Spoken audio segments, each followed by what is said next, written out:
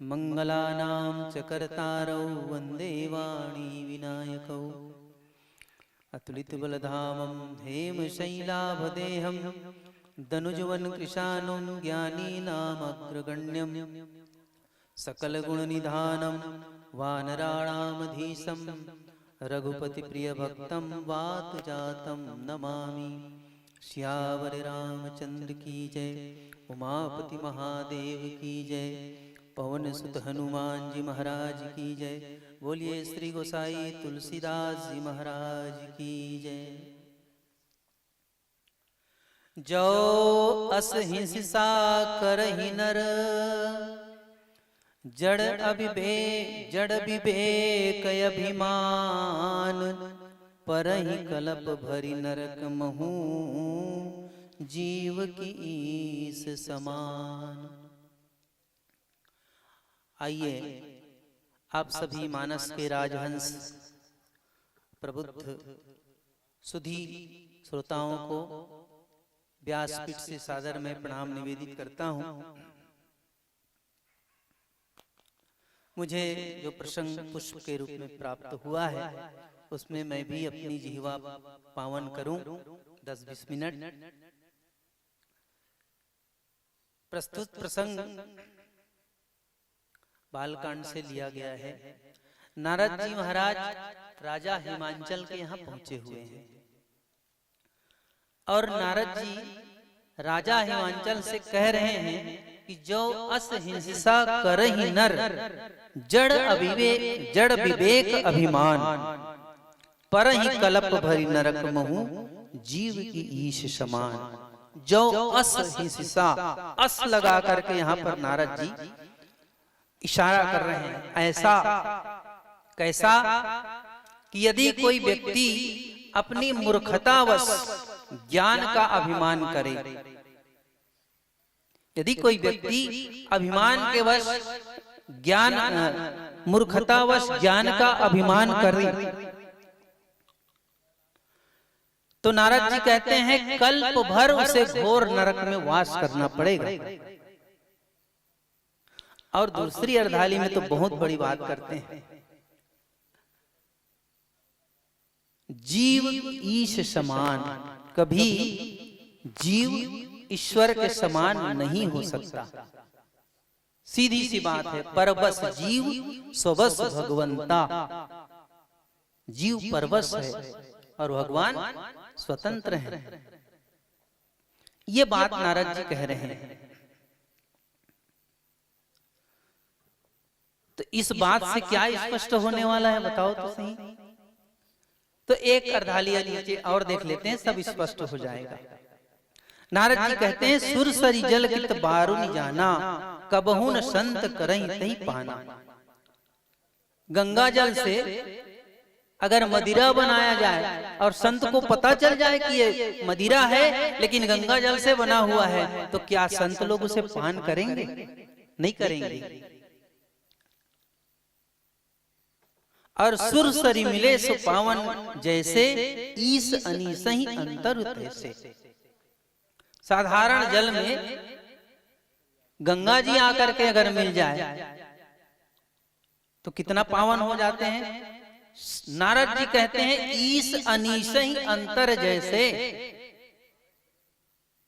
माने जैसे ईश्वर और जी में जो भेद होता है वही एक साधारण जल और गंगा जल में अंतर है।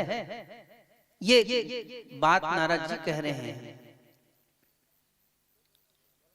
तो आइए इस प्रसंग में थोड़ा सा हम अवलोकन करें कि इस बात का नारद जी का कहने का क्या मतलब है, क्या अर्थ है। तो नारद जी राजा हिमांचल के यहाँ पहुंचते हैं। पार्वती माता का जन्म हो चुका है। जैसे ही नारद जी राजा हिमांचल के यहाँ पहुंचे हैं तो राजा हिमांचल ने स्वागत किया, सत्कार किया, चरणामृत चरणोदक लिए, चरण प्रक्षालन करके, और उसके बाद राजा हिमांचल निवेदन करते हैं। कहते हैं महाराज त्रिकालज्ञ सर्वज्ञ तुम, गति सर्वत्र तुम्हारी, कहूं सुता के दोष गुण, मुनिबर हृदय विचारी। आप त्रिकालज्ञ हैं, तो मेरी कन्या का दोष और गुण विचार करके कहिए। इस प्रकार राजा हिमांचल नारद जी से निवेदन करते हैं। तो यहीं पर हमको ध्यान देने वाली एक बात आता है, कहमुनि बिहसी गूढ़ मृदुबानी। हंस करके नारद जी गूढ़ बात बोल, रहस्य भरी बात बोल रहे हैं। अब जितना नारद जी भविष्यवाणी करते जाएंगे उसमें गूढ़ता भरा हुआ है, रहस्य भरा हुआ है। बस इसी बात पे हमको ध्यान देना। रहस्य भरा हुआ बात नारद जी महाराज करते हैं। प्रसंग को पढ़ने से ऐसा लगता है कि अभी नारद जी जो भविष्यवाणी करने वाले हैं ये साधारण ऐसे ही भविष्यवाणी कर रहे हैं, लेकिन नारद जी महाराज तो त्रिकालज्ञ हैं, सारी बात उनको पता है। लेकिन भाई कैसे स्पष्ट कर दें, राजा हिमांचल के सम्मुख कैसे स्पष्ट कर दे कि ये तुम्हारी कन्या है, ये कौन है।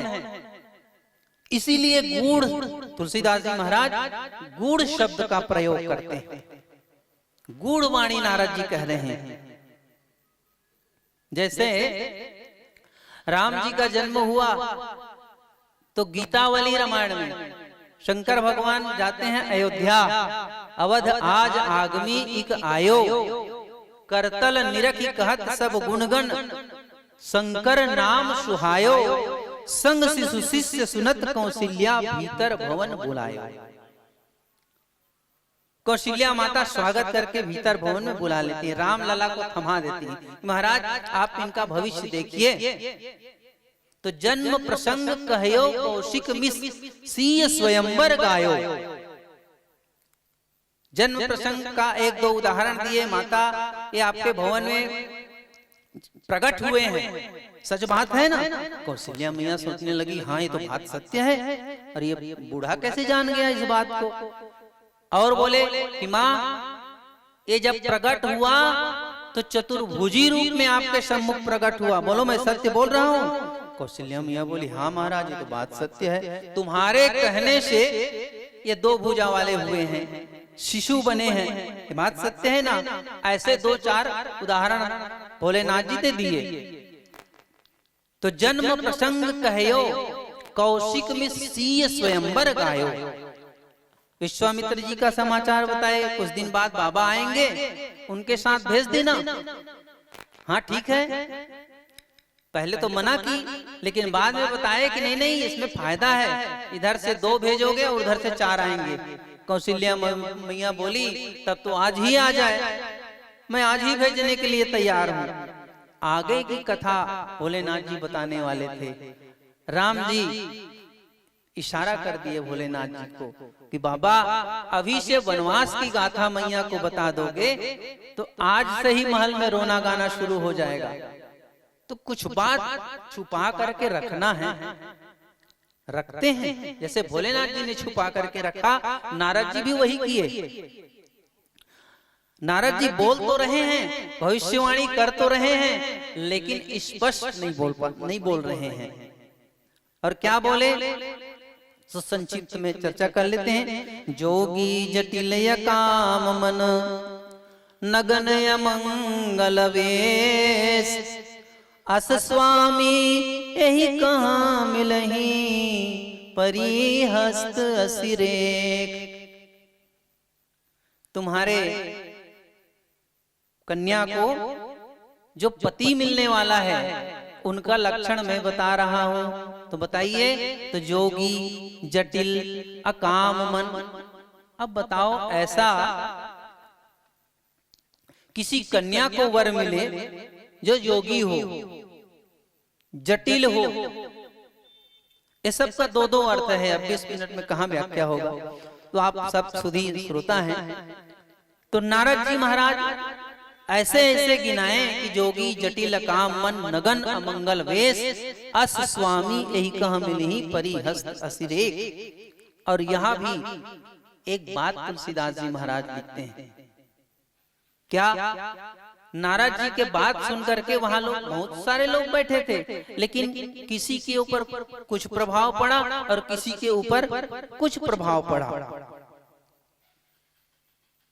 दशा एक समुझब बिलगाना, दशा एक ही है, नारद जी की वाणी एक ही है, लेकिन समझने में अंतर है।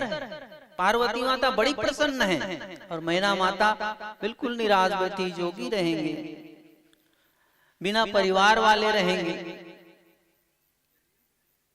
तो इस प्रकार नारद जी महाराज माता पार्वती का भविष्यवाणी करते जा रहे हैं। तो जैसे ही मैना माता ने सुना, सुनि मुनि गिरा सत्य जिय जानी, जैसे ही मैना माता ने सुना कि नारद जी तो सत्य बोलते हैं, तो बड़ा संशय हो गया, चिंता हो गया, सोचने लगी। थोड़ी देर बाद राजा हिमांचल से बोले कि महाराज, ये नारद जी ऐसे ऐसे बोल रहे हैं, क्या ये सत्य होगा? बिल्कुल सत्य होगा बोले, झूठ ही न होई देव ऋषि वाणी, इनकी वाणी कभी झूठ हो ही नहीं सकती। तब क्या किया जाए, कुछ इन्हीं बाबा से निवेदन करो। और तब नारद जी को फिर निवेदन करते, महाराज इनका कुछ उपाय काट छांट तो होगा। और तब नारद जी महाराज कहने लगे कि कह मुनीष हिमवंत सुनु, जो विधि लिखा लीलार, देव दनुज नर नाग मुनि कोउन मेटनहार, इसको कोई मिटा नहीं सकता। अब बताइए, इस प्रकार नारद जी बोल रहे हैं, तो क्या नारद जी को पता नहीं है ये जो पार्वती है ये कौन है? नारद जी जान रहे हैं, पहले ही बोल दिए, नाम उमा अंबिका भवानी है।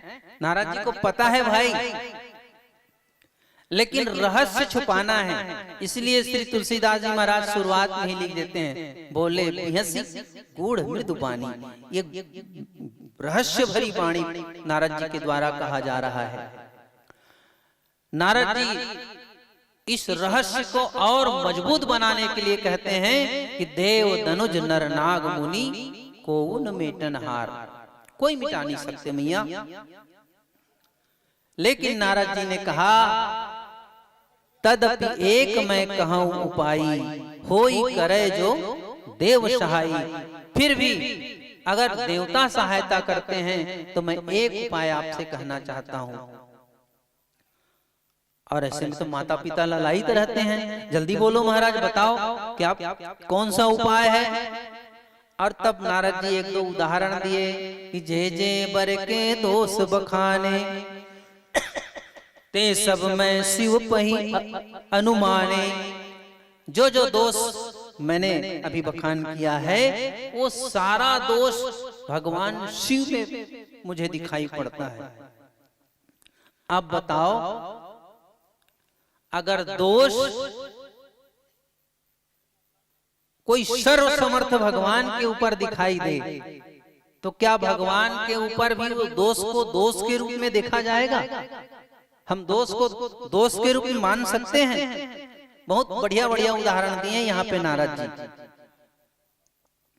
जो वही सेज सयन हरि करही, अब बुध कछु तिन कहूं दोष न धरही। मान लो विष्णु जी शेष सैया पे शयन करते हैं, तो क्या कोई उसको दोष बताते हैं? नहीं बताते भाई। भानु कृषानु सरबरस खाही, तिन कह मंद कहत को नाही। सूर्य देवता हर का प्रकाश तो सब जगह पड़ता है और सभी जगह का रस वो सोखते हैं, तो क्या कभी आज तक किसी ने सूर्य को अपवित्र कहा है? नहीं कहा है। शुभ और अशुभ सलिल सब बहाई, सुरसरी को अपुनीत न कहीं। गंगा जी में अनेक गंदा नाला भी आकर के मिलता है, लेकिन आज तक किसी ने गंगा जी को कोई अपवित्र कहा है?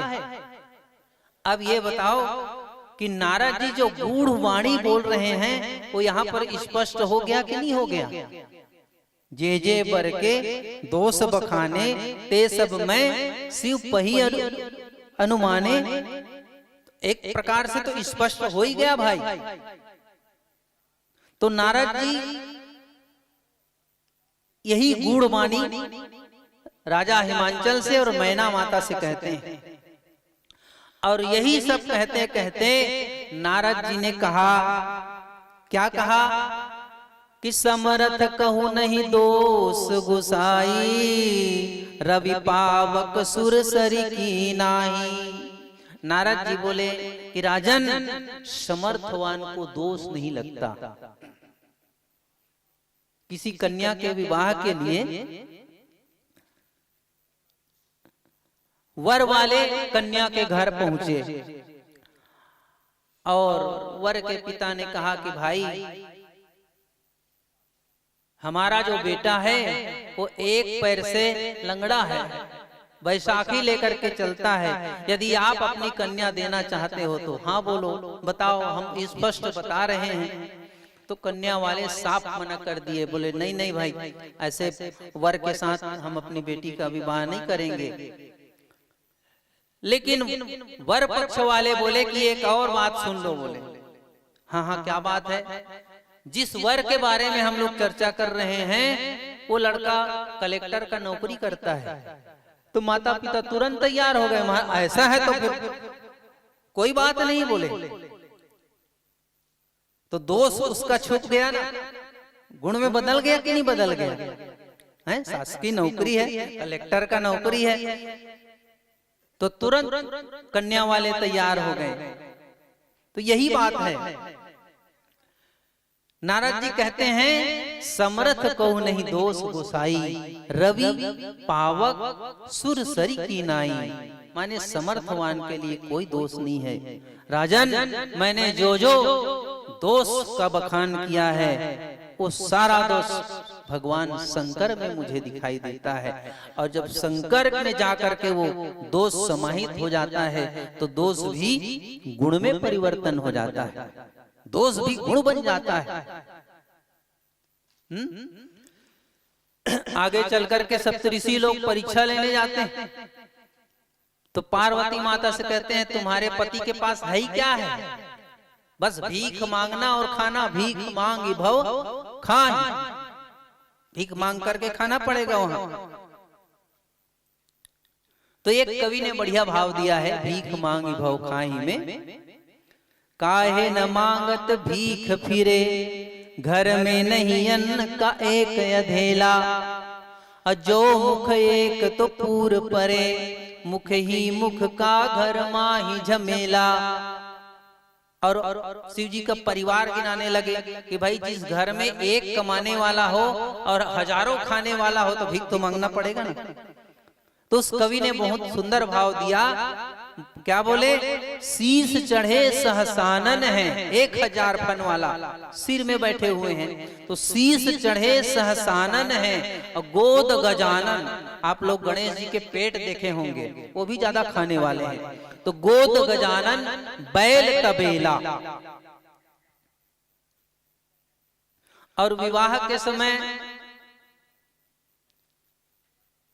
हास परिहास में ही सही, लेकिन 3 पीढ़ी का नाम पूछते हैं तो उसके हिसाब से शंकर जी ब्रह्मा जी को पिता बताते हैं। तो चतुरानन बाप, पचानन आप, और सडानन पूत, दसानन चेला।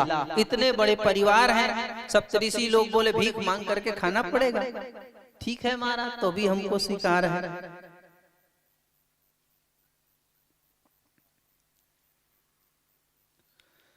तो मैं कह रहा था कि भगवान में अगर कोई गुण जाकर के समाहित हो जाता है तो बोलिए सियावर रामचंद्र की जय। श्रद्धा विश्वास रूपिणो या विना न पश्यन्ति, सिद्धा स्वान्तस्थमेश्वरम्।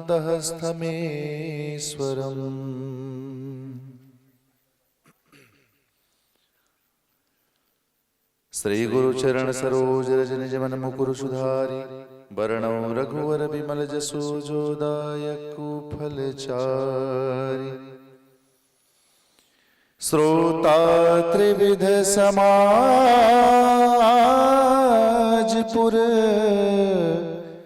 ग्राम नगर दुहुकोल संत सभा अनुपम अवध सकल सुमंगल मूल।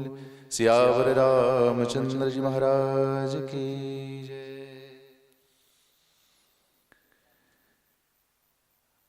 श्री राघवेंद्र सरकार जनक सुधा श्री राम प्राणवल्लभा माँ जानकी की कृपा छाया में बैठ करके हम सभी आप सभी आयोजक परिवार के सौजन्य से हम सबको ऐसा सौभाग्य प्राप्त हुआ है कि इस मानस गंगा में स्नान करने का सौभाग्य प्राप्त हुआ है, क्योंकि भगवान की कथा को मंदाकिनी भी कहा गया, राम कथा मंदाकिनी। और ऐसे इस कथा का ये भी वैशिष्ट है कि ठंड का समय है, नहाने का मन तो नहीं करता, लेकिन ये एक ऐसी गंगा है जिसमें हम सभी अब भी स्नान कर रहे हैं और खूब आनंद भी आ रहा है। उपस्थित जो प्रसंग है बालकांड के सप्त सोपानों में आबद्ध श्री रामचरितमानस गोस्वामी तुलसीदास जी महाराज के द्वारा रचित है, और आप समस्त श्रोता महानुभावों के चरणों में प्रणाम करते हुए आप सबको प्रसंग यथामति के अनुसार कहने का प्रयास करूंगा। बालकांड के मानसर प्रसंग के अंतर्गत 39वें दोहे का ये प्रसंग है, जिसमें कहा गया, और इसी प्रसंग के तुरंत बाद ये जो मानसर प्रसंग है, चूंकि 4 वक्ता हैं, महादेव गिरजापति, तुलसी संत समाज, कागभुषुंडी गरुड़पति, याज्ञवल्क्य भरद्वाज, इस प्रकार से 4 वक्ता इन मानस की कथा को, जिसमें भगवान की कथा को गाया गया है, 4 वक्ताओं के द्वारा 4 श्रोताओं को कही जा रही है, सुनी जा रही है। संतों की सभा को गोस्वामी तुलसीदास जी महाराज संबोधित कर रहे हैं, और इसी प्रसंग के ठीक बाद, चूंकि तुलसीदास जी महाराज शरणागति के आचार्य हैं, दीन घाट पर बैठ करके भगवान की कथा को कहते हैं, और कथा कहते कहते इस प्रसंग को हमको प्रयागराज में ले जाकर के याज्ञवल्क्य जी महाराज और भरद्वाज जी के प्रसंग से जोड़ते हैं। प्रस्तुत प्रसंग में कहा गया, श्रोता त्रिविध समाजपुर ग्राम नगर दुहुकोल। इसके ठीक ऊपर के दोहे में बताया गया कि रामचरितमानस जो है ये सरयू मैया का एक रूपक दे करके इसको बताया गया कि राम कथा सरयू मैया है। सरयू मैया की जो नदी, कहा जाता है कि सरयू मैया का जो उद्गम स्थल है वो कहां से है, तो कहा गया कि मानस सरोवर से सरयू मैया प्रकट हुई। और गोस्वामी तुलसीदास जी महाराज जी से भी किसी ने प्रश्न कर दिया कि क्या राम कथा के रचनाकार आप हैं, तो गोस्वामी तुलसीदास जी महाराज ने स्पष्ट किया, और आप किसी भी वक्ता के वक्तव्य से आप नहीं जान पाएंगे कि वास्तविक इस कथा के, वो अपने आप को स्वीकार ही नहीं करते कि हम इस कथा के रचनाकार हैं। वो कह देते हैं कि हमने ये कथा सुनी है। तुलसीदास जी महाराज जी से भी जब प्रश्न किया गया, तुलसीदास जी महाराज ने कहा कि रची महेश निज मानस राग, भगवान भोलेनाथ जी महाराज के मानस से ये जो राम जी की कथा है वो वहां से प्रकट हुआ, ये मानस की कथा है। और ये सरयू नदी भी उसी मानस सरोवर से प्रकट हुई। तो ऐसी ये अद्भुत कथा है। और आगे चल करके जब जैसे सरयू नदी आगे प्रवाहित तो होती हैं, उनके नदी के किनारों पर जैसे कि 3 प्रकार के स्थानों की बात कही गई। यहाँ पर इस नदी के किनारे पर, दोनों किनारों पर पुर भी बसता है, ग्राम भी बसता है और नगर भी बसता है। तो श्रोता त्रिविध समाजपुर, ये जो राम कथा रूपी जो सरयू नदी है, उसके किनारे पर भी ये जो 3 प्रकार के श्रोताओं का जो समाज बताया गया है, ये भी इसी नदी के किनारे पर बसते हैं। और इस कथा को कहने के पीछे का तात्पर्य हम अगर समझने का प्रयास करें, भाव से यदि उसको समझने का प्रयास करें, तो भाई जैसे राम कथा को मंदाकिनी क्यों कहा गया, और उसके किनारे पर ये जो ग्राम है, इनको कहने के पीछे का तात्पर्य क्या है? इनके कहने के पीछे का तात्पर्य संतों से, गुरुजनों से ऐसा अनुभव में आता है कि इस कथा के द्वारा ही भगवान की प्राप्ति हो सकती है।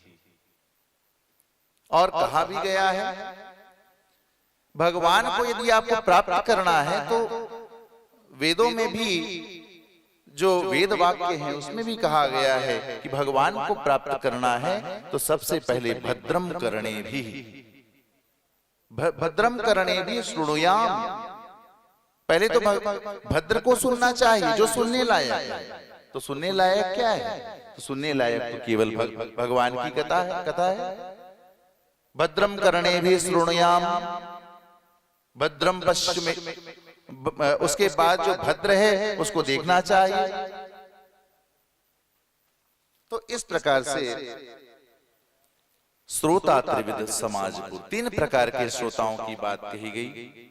विषयी 3 प्रकार के श्रोता या जीव के विषय में हम देख लें कि 3 प्रकार के जीवों की बात आती है। विषयी, साधक, सिद्ध, सयानी, 3 प्रकार के जीव होते हैं इस संसार में। एक जीव होता है विषयी, जिसका सहज ही आकर्षण विषयों के प्रति होता है। वो भी तो चाहता है। ऐसा कौन सा जीव है जो ये नहीं चाहता कि उसको आनंद की प्राप्ति हो? अच्छा, आनंद क्यों चाहता है? जैसे एक साधारण से हम समझने का प्रयास करें। आप लोगों ने जल को देखा होगा। जल का सहज जो प्रवाह है वो किधर होता है? वो नीचे की ओर होता है, आगे की ओर बढ़ता है, क्योंकि उसका जो ईश्वर अंश जीव अविनाशी के रूप में हम इसको समझने का प्रयास करें। अंशी जो है, अंश जो है अंशी से मिलना चाहता है, तो सागर में मिलना चाहता है वो जल। आप माचिस की तीली को जलाएं या मोमबत्ती को जला रहे हैं तो माचिस का जो दीपक है वो किधर की ओर बढ़ता है? आगे ऊपर की ओर बढ़ता हुआ दिखाई देता है। इसका कारण क्या है? कि उसका जो सहज जो वो किसका अंश है? वो सूर्य का अंश है, वो जो अग्नि है। उसी प्रकार से हर जीव चाहता है कि मुझे आनंद प्राप्त हो। क्यों आनंद प्राप्त हो? क्योंकि वो स्वयं ही तो आनंद का अंश है। अंशी कौन है? जो आनंद सिंधु सुख राशि, सीकर त्रैलोक सुपासी, सो सुख धाम राम अस्नामा, सकल लोकदायक विश्राम। तो 3 प्रकार के जीव होते हैं।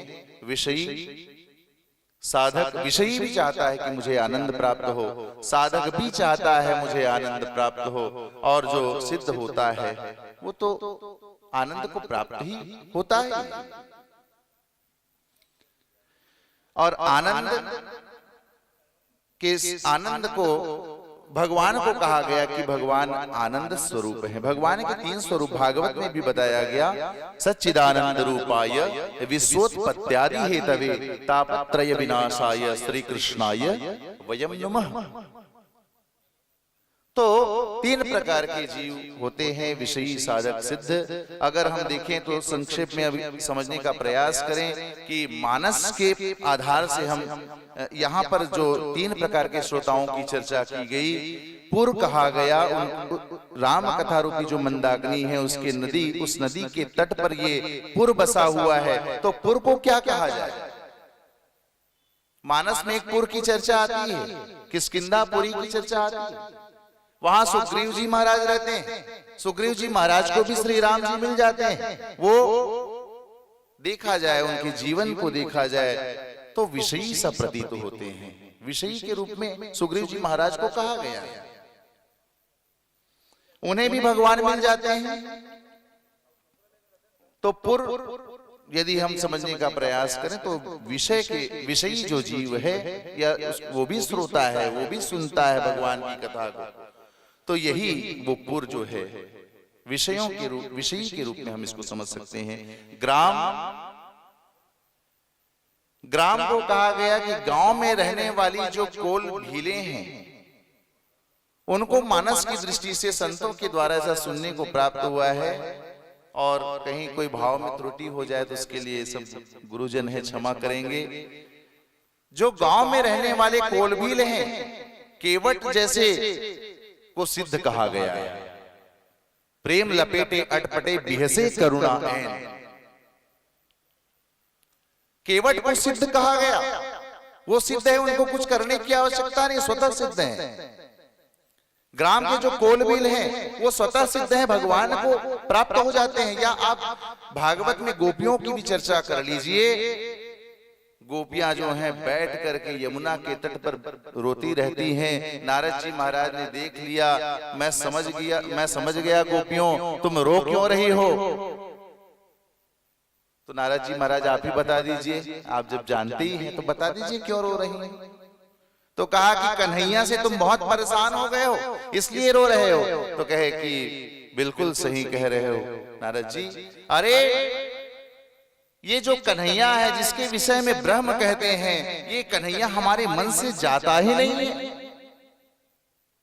अर्थात ये गोपियां जो है यद्यपि किसी यूनिवर्सिटी में नहीं पढ़ी हैं लेकिन स्वतः सिद्ध हैं भैया। मीराबाई किसी कोई हिंदी साहित्य में उसने कोई पीएचडी नहीं किया रहा होगा, लेकिन मीराबाई को साक्षात भगवान जो है अपने बाहों में समा लेते हैं और प्रत्यक्ष दुनिया वाले को प्रमाण देने के लिए एक चुनरी जो है बचा देते हैं द्वारिका के उस प्रांगण पर, उस मंदिर पर। मीराबाई को हमको लगेगा कि मीराबाई ने शायद कोई पीएचडी किया होगा तब जाकर के परमात्मा मिले होंगे, लेकिन कोई पीएचडी नहीं किया। गोपियों ने कोई पीएचडी नहीं किया, कोलभीरों ने कोई पीएचडी नहीं किया। तो ये सिद्ध है भैया, इनको सिद्ध की श्रेणी में रखा गया।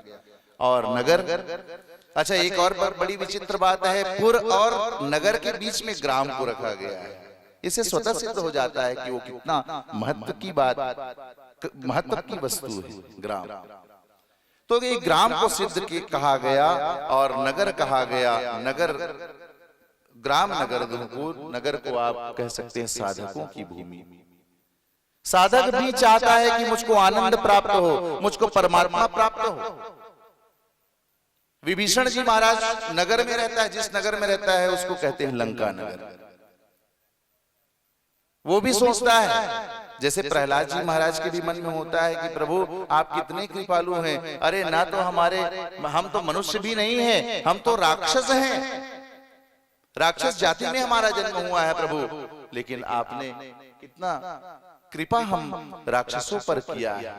यानी आप भेद नहीं करते प्रभु, आप हम राक्षसों को भी मिल जाते हैं, ऐसे कृपालु हैं आप।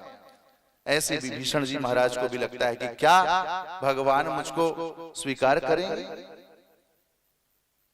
और आप लोग जानते ही हैं कि लक्ष्मण जी महाराज जब लंका के रणांगण में मूर्छित हैं, जब शक्ति लग चुकी है और भगवान रो रहे हैं, तो भगवान के रोने के पीछे एक कारण ये भी था कि लक्ष्मण यदि तुम उठोगे नहीं तो मैं मर जाऊंगा, मैं मर गया तो ये जो वानर जो सेना है वो भी मेरे बिना नहीं रह पाएगी। और भरत को जब ये संदेश मिलेगा, अयोध्या वासियों को जब ये पता चलेगा तो वो भी नहीं रहेंगे। तो आखिर विभीषण को जो मैंने राज्य देने का जो संकल्प किया है और जिस भाव को लेकर के विभीषण मेरे पास आया है लंका के राज्य को प्राप्त करने के लिए, राम सत्य संकल्प प्रभु सभा काल बस तोरी, ये जो भगवान मतलब मुझसे आशा अपेक्षाएं जो विभीषण की है उसको कौन पूरा करेगा यदि तुम मृत्यु को प्राप्त हो जाओगे लक्ष्मण, इसलिए तुमको उठना पड़ेगा। तो इस प्रकार से ये तो जो श्रोताओं की 3 श्रेणियां हम समझ सकते हैं कि श्रोता वो भी है जो विषयी है, श्रोता वो भी है जो साधक है, और श्रोता वो भी है जो सिद्ध हो चुका है। तो ऐसे ये जो श्रोताओं की जो 3 श्रेणियां बताई गई हैं, पुर ग्राम नगर दुहकुल, इस रूप में इस श्री राम कथा रूपी मंदाकिनी की ये जो किनारे, दोनों किनारे हैं, इनको बताया गया। और संत सभा अनुपम अवध सकल सुमंगल मूल, कहा आप आज भी अयोध्या जाएंगे तो उस मंदाकिनी के तट को पकड़ लीजिए, धीरे धीरे वो मंदाकिनी जो है वो आपको अयोध्या तक पहुंचा देगी। और उस अयोध्या उस मंदाकिनी नदी के तट को यदि आप पकड़ के जाते जाएंगे तो ना जाने कितने बड़े बड़े अमलात्मा, विमलात्मा, साधु सन्यासी, बैरागी, बड़े बड़े ऋषि मुनि महात्मा आपको उस मार्ग में मिल जाएंगे। संत सभा अनुपम अवध, और जो अयोध्या है ये क्या है? इसी मंदाकिनी के किनारे पर ही अयोध्या बसी है। वो अयोध्या भी हमको प्राप्त हो जाएगा यदि हम विषयी हैं, यदि हम साधक हैं, यदि हम सिद्ध हैं तो कोई बात नहीं। यदि हम विषयी हैं कोई बात की चिंता नहीं है, बस भगवान की इस राम कथा रूपी मंदाकिनी सरयू नदी का यदि हम किनारा छोर पकड़ लें तो अवश्य रूप से संत सभा हमको मिल ही जाएगा। और वो संत सभा ही कौन है? वही तो अवध है। और अवध कहाँ है? इसके विषय में कहा कि जहाँ जहाँ राम चरण चली जाए, या अवध जहाँ जहाँ राम निवासो, दिवस जहाँ जहाँ भानु प्रकाशो, तहीं दिवस जहाँ भानु प्रकाशो। तो भैया अयोध्या में ही तो भगवान श्री राम मिलेंगे। अच्छा, दूसरी बात, चाहे आप मानस को देख लीजिए, भगवान को प्राप्त करना है, ये कहा गया। भगवान ने तो मां सबरी से भी कह दिया कि हे सबरी मां, नवमहु जिनके जो नौधा भक्ति है इसमें से किसी एक भक्ति का आश्रय यदि कोई लेता है तो मैं प्राप्त हो जाता हूँ। सकल प्रकार भगत दृढ़ तोरे, आपके तो 9 प्रकार की भक्ति आपके दृढ़ हैं। और उस नौधा भक्ति की चर्चा में भगवान ने कहा कि प्रथम भगति संतन कर संगा। तो संतों का जब संत सभा रूपी जब अवध प्राप्त हो जाएगा तो अवश्य रूप से हमको भगवान प्राप्त हो ही जाएंगे। प्रहलाद के प्रसंग में भी कह दिया कि श्रवणम कीर्तनम विष्णु, वहां पर भी श्रवण भक्ति को प्रधान बताया गया। तो आप श्रोता बन जाइए बस, भगवान अयोध्या दूर नहीं है, श्रोता बनने की देरी है। ये मत सोचिए कि हम विषयी। भागवत के एक प्रसंग में आप लोगों ने देखा होगा, मां रुक्मणी को श्रवण भक्ति की आचार्य बताया गया। उन्होंने भी केवल भगवान को सुना था और भगवान इतने रीझ गए कि उनको मिल गए। भगवान ने पूछा कि रुक्मणी तुमने मुझको प्राप्त कैसे कर लिया, मुझको रिझा कैसे लिया? तो रुक्मणी ने कहा कि श्रुत्वा गुणान सुंदर शृण्वतान्ते, प्रभु मैंने तो अपने पिताजी से, भीष्मक से केवल आपके बारे में सुना था और सुनने का ये फल हुआ प्रभु कि आप मुझको प्राप्त हो गए। तो इस प्रकार से ये जो संतों का जो सभा लगा है, जो इतना अद्भुत ये संत सभा, ये बाग बहरा का कर्मा पट पर नहीं है, ये अयोध्या ही है। और अवश्य रूप से भगवान आएंगे आएंगे आएंगे, प्राप्त हो ही जाएंगे या हो चुके हैं, ऐसा मान के चलिए। यहीं पर मैं अपनी वाणी को विश्राम करता हूँ। प्रेम से बोलिए सियावर रामचंद्र की जय। बोलिए श्यावर बोलिए श्यावर रामचंद्र की जय।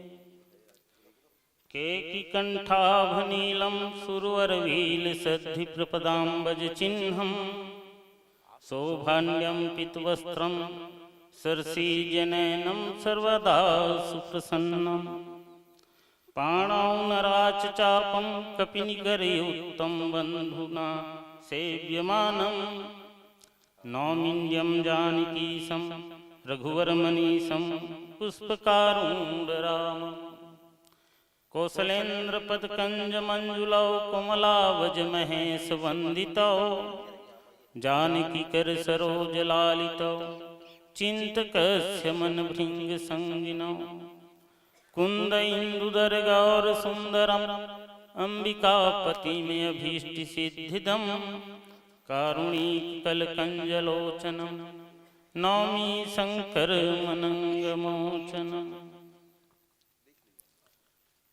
सियावर रामचंद्र की जय। वंदौ गुरुपद कंज कृपा सिंधु नर रूप हरि महामोह तम पुंज जासु वचन रविकर प्रणवौ पवन कुमार खलबन पावक ज्ञान घन जासु हृदय आगार बसहि राम सर चाप धर जनक सुता जग जननी जानकी अतिशय प्रिय करुणा निधान की ताके जुगपद कमल मनाऊं जासु कृपा निर्मल मति पाऊं।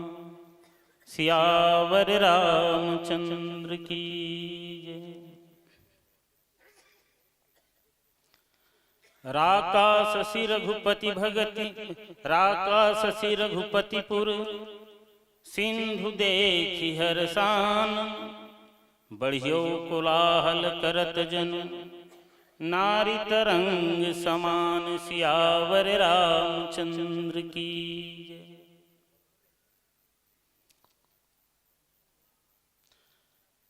आज के ये बड़ा सुंदर अवसर, वैसे तो ये मंच ला कहा जाए तो एक व्याख्यान प्रतियोगिता मंच, लेकिन यदि मैं मोर लिए सोचा तो बढ़िया सुंदर एक भगवान श्री रामचंद्र जी के गुण गायन करे के सुंदर अवसर है। ये जो जिह्वा है एकर सदुपयोग हो जाए। जस तुम्हार मानस विमल हंसनि जीहा जास मुक्ता हल गुनगन सुनई राम बस ही तासु। ये जिह्वा के सुंदर सदुपयोग करे के सुंदर अवसर है। तो आप सबके चरण में सादर प्रणाम करते हुए भगवान के सुंदर गुण गायन करथन, और भगवान के जो गुण गायन करना है उसमें एक बढ़िया सुंदर प्रसंग मिले है। गोस्वामी जी महाराज लिखी राका शशि रघुपति पुर सिंधु देखि हरसान बढ़ियो कोलाहल करत जन नारी तरंग समान। ये प्रसंग उत्तरकांड के प्रसंगे, वो समय के प्रसंगे जब अयोध्यावासी पूरा अयोध्यावासी भगवान राम की प्रतीक्षा करत रहे। और ये प्रतीक्षा कोनो थोड़ दिन की परीक्षा न है, बल्कि 14 साल के प्रतीक्षा है। अब ये प्रतीक्षा के बाद जो आनंद के अवसर है, जो संदेश में जो आनंद है, वो आनंद ऐसा उमगे है अयोध्या में। गोस्वामी जी महाराज मन में विचार करी कि अयोध्या में जो आनंद है वो कैसे प्रकट किया जाए, कैसे बताया जाए, वो आनंद किसना रही। तो गोस्वामी जी महाराज उपमा देमा बड़ा सुंदर कुशल है। एक सुंदर बढ़िया उपमा रख दी। ये चौपाई, ये दोहा आनंद के उपमाएं। कही राका शशि रघुपतिपुर सिंधु भाई राका शशि रघुपति, मानो भगवान राम एक चंद्रमा है, तो चंद्रमा में भी कृष्णा तो राका, पूर्णिमा के चंद्रमा। तो अयोध्यावासी तो कहीं पूर्व सिंधु, अयोध्या मानो समुद्र के समान सुने बर मिलते। जब पूर्णिमा के चंद्रमा ला समुद्र देखे तो आनंदित होके उल्लास मारे बर धर लेते, ऊपर आए बर धर लेते। बस ये अयोध्या के उल्लास प्रकट करना है, जिसे चंद्रमा ला देख के समुद्र उल्लासित हो जाते। ठीक अयोध्यावासी भी भगवान के आए के जब संदेश ला सुनते तो आनंदित हो जाते। मन में एक ठो प्रश्न आ जाइए कि भाई आनंद अतका कन कि आनंद अतका कर रही, तो गोस्वामी जी महाराज उदाहरण में चंद्रमा और समुद्र के उदाहरण देना पड़े। ते आनंद में और कुछ विशेषता है का? तो विचार के देखी तो ये आनंद में विशेषता ही है। गोस्वामी जी महाराज ये उत्तर कांड के प्रथम दोहा में लिखते, रहा एक दिन अवधि कर अति आरत पुरलोक। एक दिन अवधि के अभी बाँचे है, रहा एक दिन अवधि कर। भगवान के वनवास कतका दिन के है? तो तापस वेश विशेष उदासी, 14 बरिस राम वनवासी। भगवान 14 साल पर अयोध्या ला छोड़ के गए, और अभी कृष्ण है रहा एक दिन अवधि कर। अवधि बीते नहीं है, एक दिन बाँचे। और अति आरत पुरलोक, पूर्व के जगह वासी है वो आरत है, दुखी है, व्याकुल है। कारण क्या है भाई? अयोध्यावासी यदि दुखित हुआ थे तो अवधि बीते के बाद राम नहीं आते, तब दुखी होए के कारण है। अवधि बाँचे है मतलब भाई अवधि समाप्त होए के बाद आई, तब तो पिता के वचन मानी राम जी। 14 बरिस राम वनवासी, 14 वर्ष मतलब 14 वर्ष तो बीते के बाद ही ओकर आगमन होना है।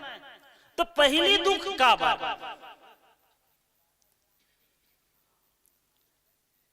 एक तो बढ़िया सुंदर प्रसंग मिलते लंका कांड के। विभीषण से भगवान राम के थे, बीते अवधि जाऊं जाओ जियत न पावाओ वीर। भैया विभीषण, सखा विभीषण, यदि मोर सेवा करना चाहता तो ऐसा सेवा कर कि मैं जल्दी से जल्दी अयोध्या पहुंचे सका। विभीषण जी महाराज पूछते थे, महाराज तो बताया है कि तोला 14 वर्ष पर वनवास मिले हैं, 14 वर्ष बीते के बाद ही अयोध्या जाना है। 14 साल बीतन तो दे, जल्दी काबर है? भगवान राम कही, भैया बीते अवधि जाऊं जाओ। यदि ये अवधि की जो 14 साल है ये बीत जाए और बाद में जावा तो जियत न पावा वीर। भैया भरत में जियत नहीं पावा। अब ये बड़ा समस्या हो गया। यदि अवधि बीते के पहली आवत है तो महाराज दशरथ के वचन के का होगी? अब ये 14 साल बिता के आवत है तो भैया भरत के का होगी?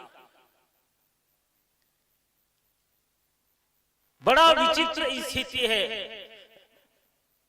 रहा एक दिन अवधि कर अति आरत पुरलोक। एक दिन अवधि बाँचे है और अयोध्यावासी व्याकुल है। ये समस्या के समाधान निकले तो निकले कैसे? राम यदि पहली आ जाए तो राजा दशरथ के वचन रघुकुल रीति सदा चली आई, प्राण जाय बर वचन न जाए, ये मिट जाए। अब बीते अवधि जाऊं जो तो जियत न पावा भी, ये अवधि बीत जाए तो भरत जी जीवित नहीं रहे। ये अभी भी अयोध्यावासी मन के लिए एक विशेष मंथन और एक विशेष व्याकुलता के कारण है।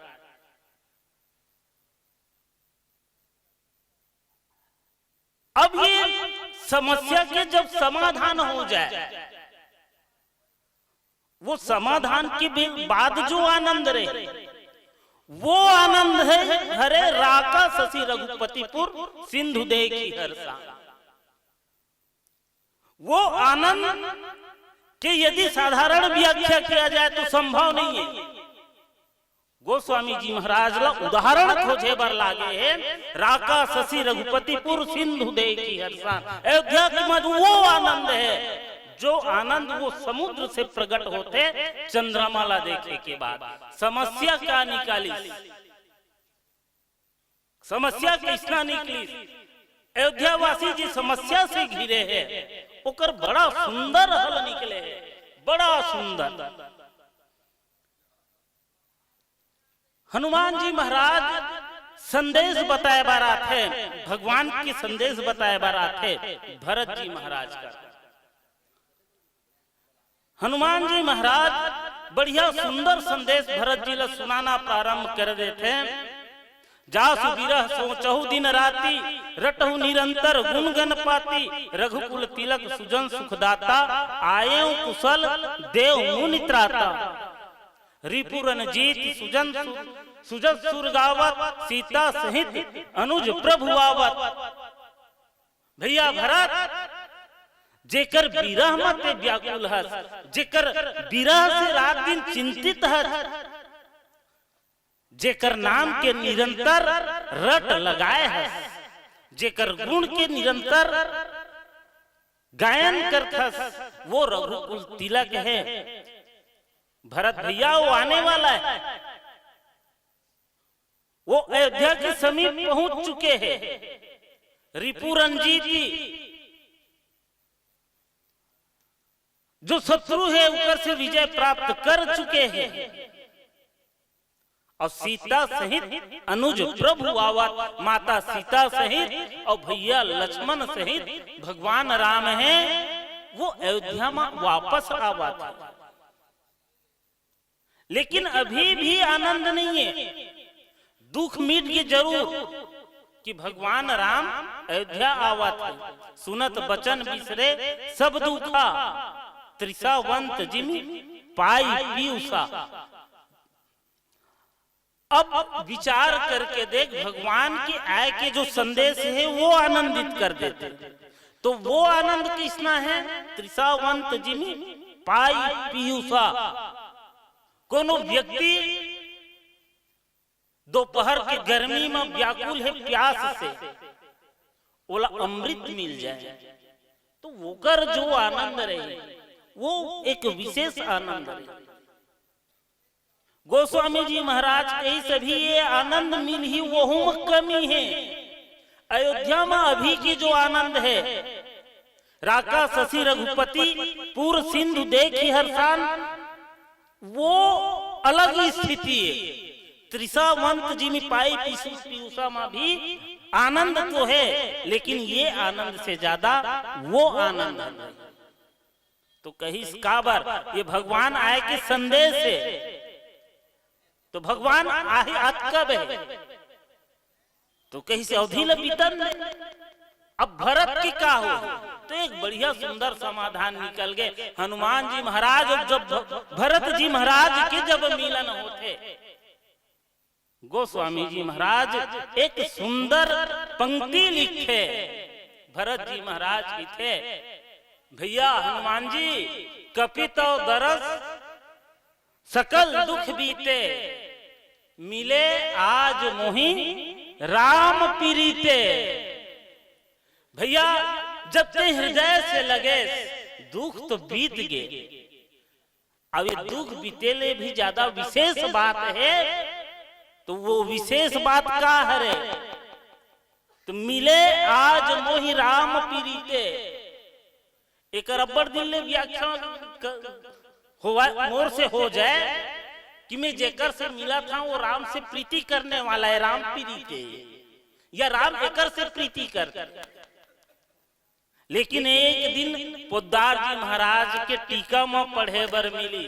भैया हो सकते वह व्याख्या सही है, लेकिन पोद्दार जी महाराज लिखे भैया ये कर ले थुकन और आगे जाके सोच। मिले आज मोहि राम प्रीते, मानो हनुमान जी से मिले के बाद भरत जी ये अनुभव करी कि मानो में राम से मिला था। और हनुमान जी महाराज की ऐसी कई तो उदाहरण है।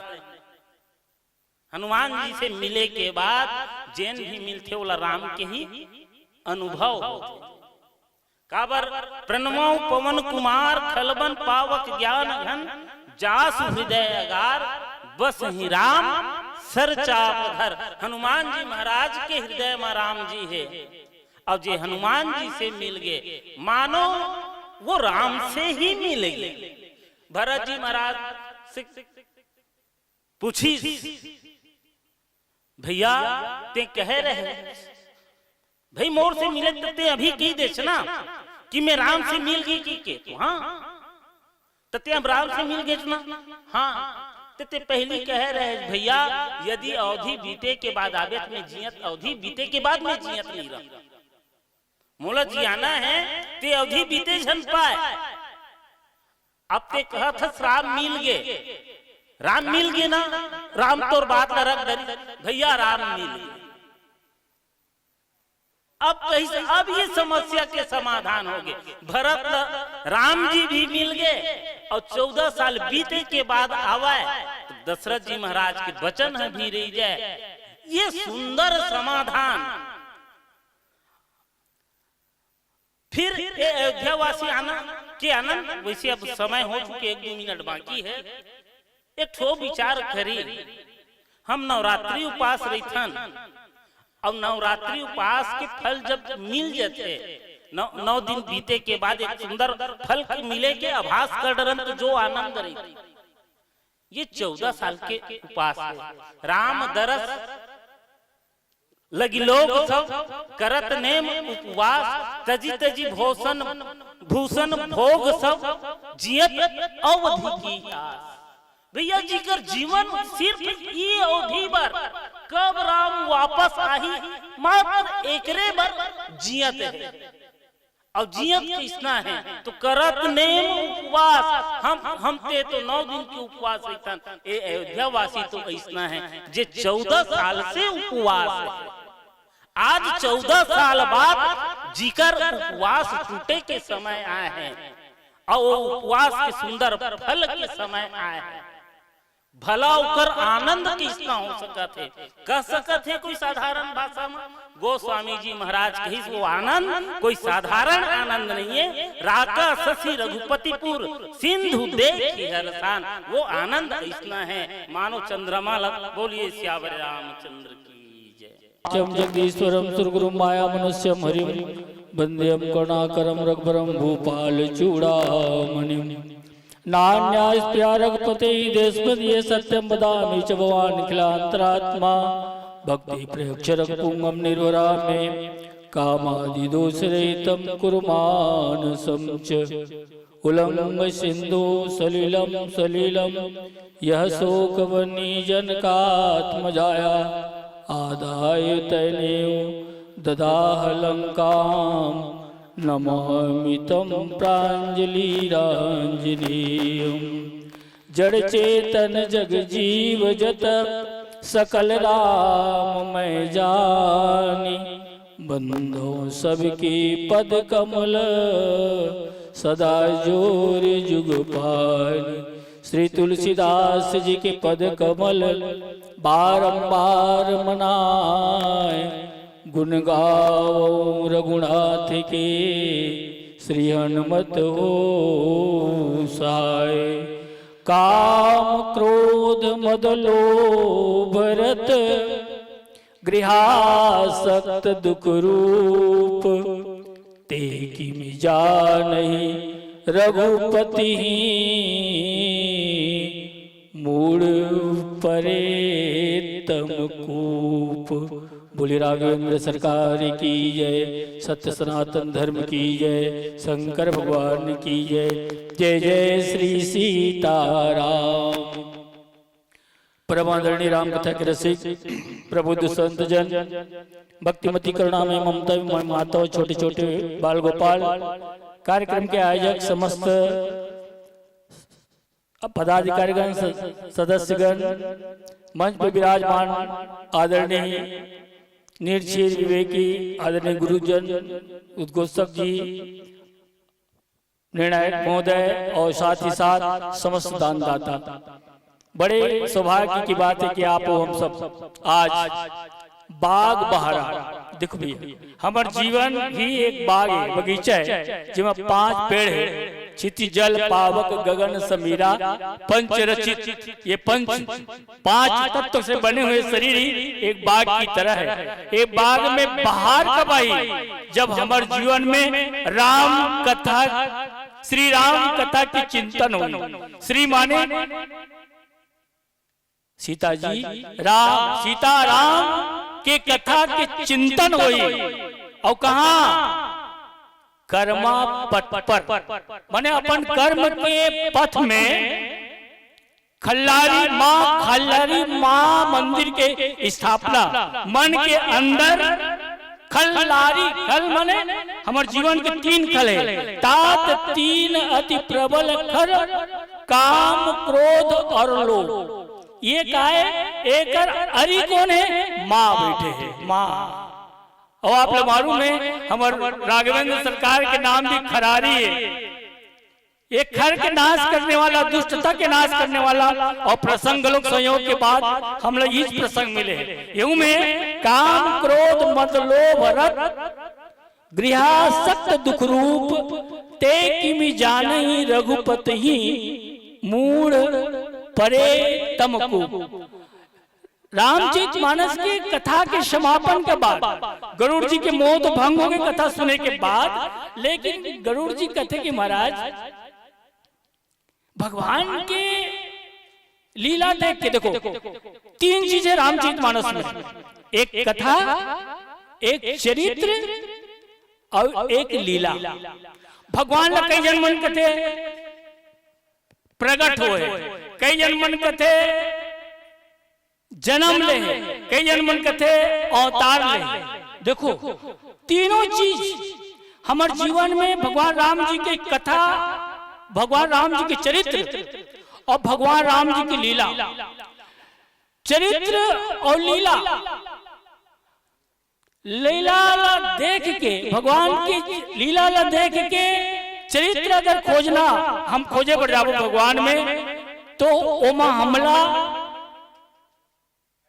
एक मोह है। जैसे ढंग के आप सब लोग मालूम है कि रणभूमि में जब लड़ाई हुई और पूरा वानर सेना सहित भगवान राम तक शक्ति बाण के जब प्रयोग हो गए, तब नारद जी के कथनानुसार गरुड़ जी ला बुलाए जाते, तो गरुड़ जी आते जरूर और काटते कौन ला?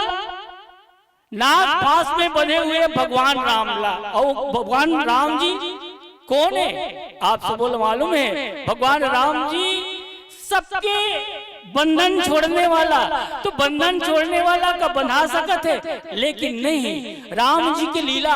और राम जी की लीला में गरुड़ जी चरित्र देखना चाहते हैं। देखो लीला और चरित्र, और लीला और चरित्र के जो शंका के समाधान करे के एक माध्यम है, कथा के चिंतन होना चाहिए। चिंतन माने अपन चित्त में चिंतन। देखो चिंता और चिंतन, हमारे गुरु जीवन कहते हैं कि जीवन में चिंता नहीं होना चाहिए। चिंता का होते है? चिंता चिता समान। चिंतन कर गुरुदेव का, चिंता सब मिट जाए। जीवन की अगर चिंता अगर समाप्त करना है तो चिंतन करके जरूरत है। कोई भी चीज हो, आपके जीवन में कोई भी घटना होते, ऊपर चिंता नहीं करना है, हम लोग चिंतन करना है बस। राम कथा हम लोग ये बताते, प्रस्तुत प्रसंग के माध्यम से कहा कहते राम कौन है। राम के बारे में आज बड़ा विचित्र बात आते है। एक जगह तो मैं सुनत रहा हूं बता बाबू ते रामायण पढ़ता है? बोलते हाँ भैया पढ़ता हूँ। तो बता ते कौन से राम की कथा कहता जी? तो मैं कहता राम तो एक जन है ना। तो कहते नहीं, 4 जन राम है। एक राम दशरथ के बेटा, एक राम गटगट में लेटा, एक राम है जगत पसारा, एक राम है जग से नारा। 4 जन राम है कहते। मैं कह बाबा 3 तो कहा था ना, एक राम दशरथ के बेटा, एक राम गटगट में लेटा, एक तो कहा था ना, एक राम है जगत पसारा, एक राम है जग से नारा। एक तो है वही राम दशरथ के बेटा, वही राम गटगट में लेटा, वही राम है जगत पसारा, वही राम है जग से नारा। जैसे पानी, वाटर, नील, जल, नाम तो अलग अलग है ना, लेकिन तत्व तो एक है ना। कौन बोला दशरथ के घर में मिल जाते तो दशरथ के बेटा थे, और कोनो योगी महात्मा अपन घट में देखते, घट घट मेरा साइया खाली घट ना खोए, बलिहारी वा घट की जा घट पर घट होए। तो वही तो है निर्गुण और सगुण में अंतर। आज समाज में ही तो झगड़ा हुआ था ना, चिंतन ही करना है। निगुण वाले मन कहा थे, सगुण वाले मन बेकार है, और सगुण वाले कहा थे निर्गुण बेकार है, और हकीकत में निर्गुण और सगुण अलग अलग नो है। रामचरितमानस में एक स्थिति, रामचरितमानस की चिंतन के बहुत आवश्यकता है। अगर रामचरितमानस के अगर चिंतन सही तरीका से करा जाए तो समाज में जिन पंथवाद जिन चलत है ना, हमार पंथ बड़े, ओकर पंथ बड़े, ओकर पंथ बड़े, तो समझ लो हमारे जीवन के सारी समस्या के समाधान है। तो कथा प्रसंग में संकेत करते कि काम क्रोध मद लोभ रत, राम लोग कौन जानते? राम पढ़े 6 शास्त्र और 18 पुराण देखे, वेदों को भी आदि से अंत तक छाना है। तीर्थ व्रत दान तप योग ध्यान ज्ञान स्नान संध्या वंदन तर्पण का भाव सब जाना है। जाना है बनाना रुपये और असरफी, जाना है बहुभांति कल पुर्जों का घुमाना है। जाना है गाना देसी बिहाग राग देश काना, जाना है बनाना जाना है गाना जाना है गाना काफी बिहाग राग देश काना सोटा और दोहा का गाना है। जाना है बनाना रुपये और असरफी, जाना है बहुभांति कल पुर्जों का घुमाना है। इतना ही जिन जाना उन खाक नहीं जाना, जाना है वही जिन राम नाम जाना है। राम जो घट घट में बसा हुआ है, राम आत्मा राम के बाद चला थे ना, आत्मा राम। आत्मा के बाद तो कौन जान सकते जेकर जिनमें काम क्रोध और मोद लोभ। काम रामचरितमानस में काम के विषय में कहे जहां राम तहां काम नहीं। देखो राम और काम अलग अलग थे। जहां राम थे वहां काम नहीं रहा, लेकिन आप लोग मालूम है वही काम राम के सेवा में लग जाते। कहां? सीता स्वयंवर के समय में काम घोड़ा बन के आते, काम बाजी, काम देवता बाजी घोड़ा बन के आके भक्ति से मिला के काम करते। तो वही काम है अगले जन्म में जाके भगवान के बेटा बन के आते। मतलब काम रामचरितमानस में काम बीमारी भी बताया गया, काम बात कब लोभ अपारा क्रोध पित्त नित छाती जा रहा, ये बीमारी का लोग के और ये राक्षस का लोग बन जाते। कब? मोह दस मोह तद्भात अहंकार पाकार जित काम लोक विश्राम हारी। देखो और काम सृष्टि के निर्माण भी करते। काकर राम के काम करते, राम के बेटा बन के प्रद्युम्न बन के आते ना, वही काम है। तो आगे जगह प्रद्युम्न बन के आते। तो कहे का मतलब है काम क्रोध और लोभ ला समाप्त नहीं करना है। काम नहीं रही तो सृष्टि कहां से चली? क्रोध नहीं रही तो फिर कोनो आदमी गलती करते हमको रोको कैसे?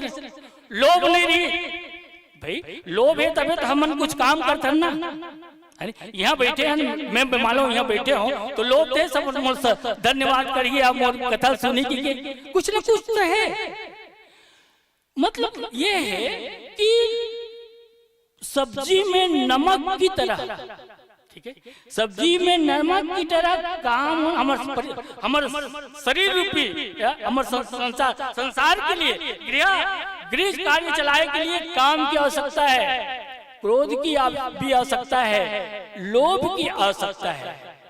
लेकिन रत काम क्रोध मद लोभ रत, जिन आदमी काम में रत है, केवल काम के पीछे, क्रोध के पीछे।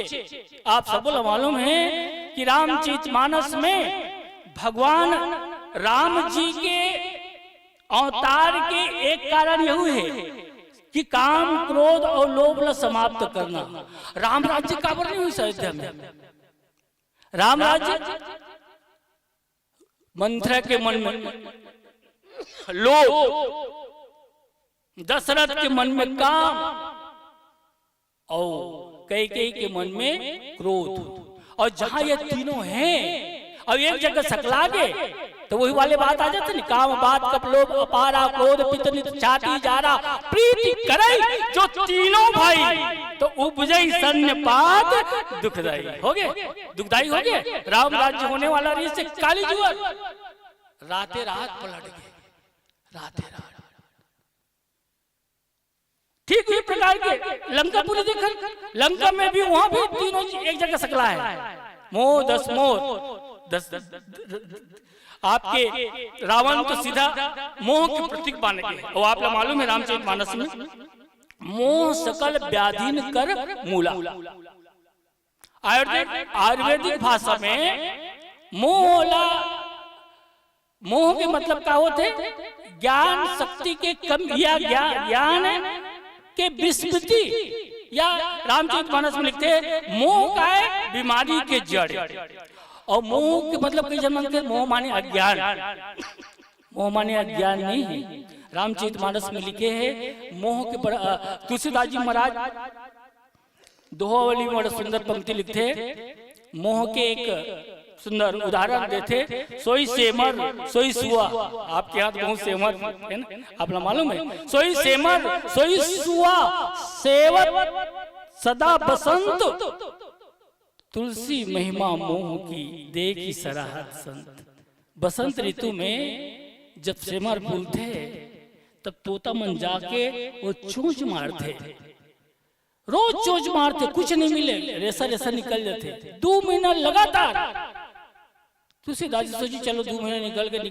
2 महीने के बाद में तो मान जाई। ओकर बाद में फिर से 10 महीना घूमने के बाद फिर से आते हो बसंत ऋतु। काबर 6 महीने के 6 ऋतु होते हैं हमारे साल में, 2 महीना के हर एक ऋतु है।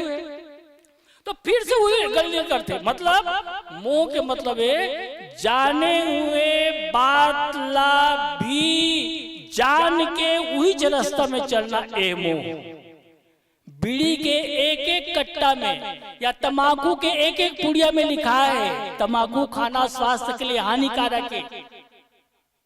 सिगरेट में लिखा है cigarette injurious to, cigarette smoking is injurious to health.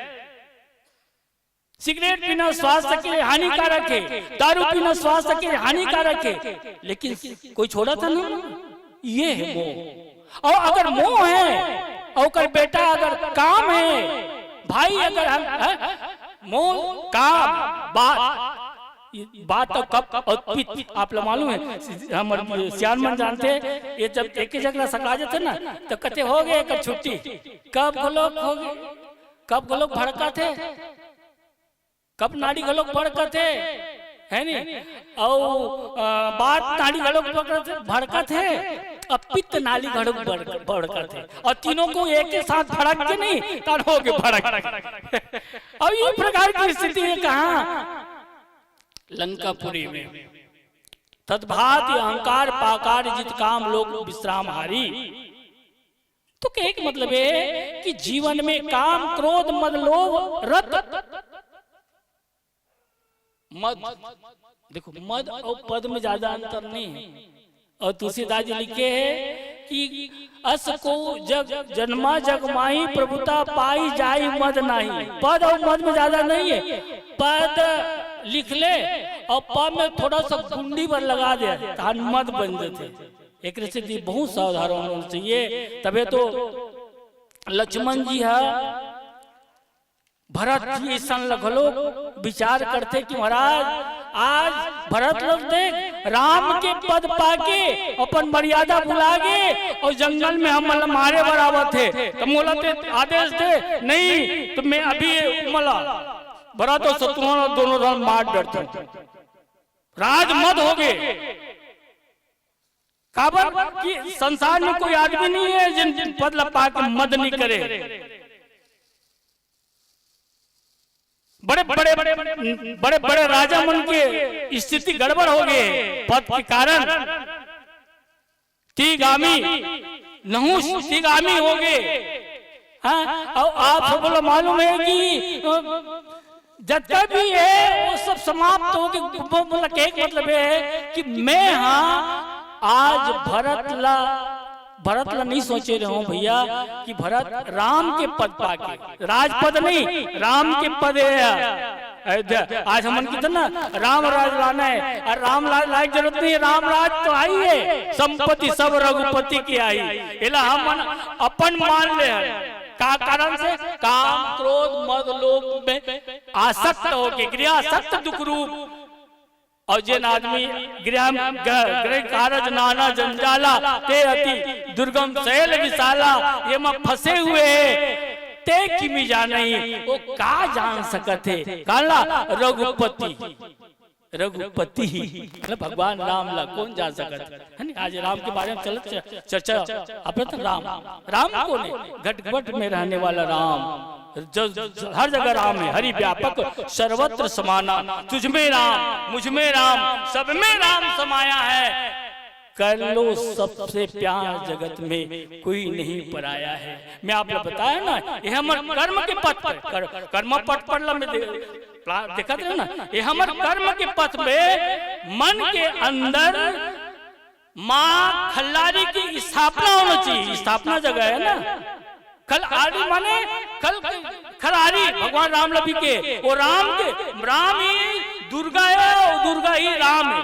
Durga और राम में कोई अंतर नहीं है। शिव ही राम है और राम ही शिव है। शिव द्रोही मम भगत कहावा ते नर सपने मोही न पावा। बड़ा सुंदर बात है। एरार हनुमान जी है, एरार शंकर जी है, एरार दुर्गा है और शंकर और हनुमान जी कोई अलग अलग नहीं है, दोनों एक है। जान राम सेवा सरस समुझी करब हनुमान रुद्र देव धरने बस राबानर भे हनुमान। ये हनुमान जी और बीच में माँ है कल्लारी माँ हमारे जीवन के खल समाप्त कर दे माँ। तात तीन अति प्रबल कर काम क्रोध अधलोभ मुनि विज्ञान धाम ही करहि विस्मोचोभ। ये समाप्त हो जाए तो हमारे राम कथा चिंतन के महत्व हो जाए। बड़ा सुंदर संयोग बात है कि आज हमारे जीवन में ये तीन दोष है, विकराल रूप है। एला हमला समाप्त नहीं करना है, संतुलन मिलाना है। डॉक्टर मन दवाई देके बीमारी ला समाप्त नहीं करे, बीमारी ला संतुलन करते। और आप ला मालूम है बीमारी से डरो, बीमार से मत डरो। राक्षस से डरो, राक्षस से डरो, राक्षस से मत डरो। रावणत्व से डरो। राम जी के बाण मारना का है, रावण समाप्त करना नहीं से रावणत्व समाप्त करना है। हमारे जीवन में राक्षसत्व है, काम क्रोध मद लोभ इकर मन के संतुलन करना है। हमला आदमी मारना नहीं है, रावण व्यक्ति मारना नहीं है। तबे तो भरत तबे तो विभीषण कहते भैया मैं कहा था ना तो उनका रथ नहीं है तो रथ की जरूरत नहीं है, रावण मारे के लिए रथ की जरूरत नहीं है, वो धर्म रथ की आवश्यकता है। और धर्म रथ की सुंदर व्याख्या करे रामचरितमानस में कि सौरभ धीरज तेरथ चाका सत्यशील ध्वजा पताका बल विवेक। बोलिए श्यावर रामचंद्र की।